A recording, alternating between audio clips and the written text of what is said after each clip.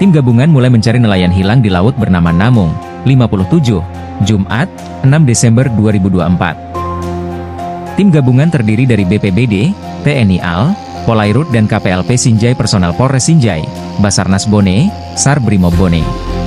Pencarian korban menggunakan 2 perahu karet.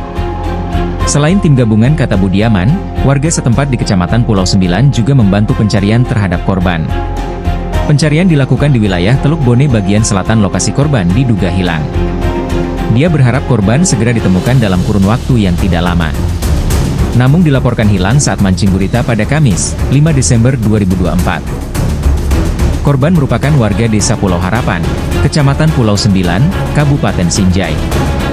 Kepala Desa Pulau Harapan, Mukrimin menjelaskan korban dilaporkan hilang saat mencari gurita di laut. Namung turun ke laut menggunakan perahu sampan miliknya sendiri. Ia turun sejak pagi hingga saat ini keberadaan korban belum diketahui.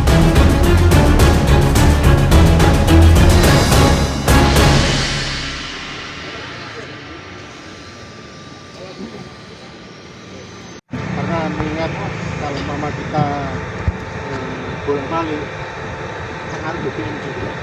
Jadi mending posko di Polsek. Nah nanti masalah mobil pencarian kan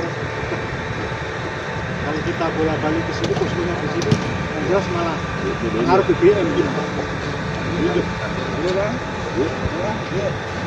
Siang mungkin ya, karena masih ini karena mendekat kurungan itu kemarin nggak sampai kan.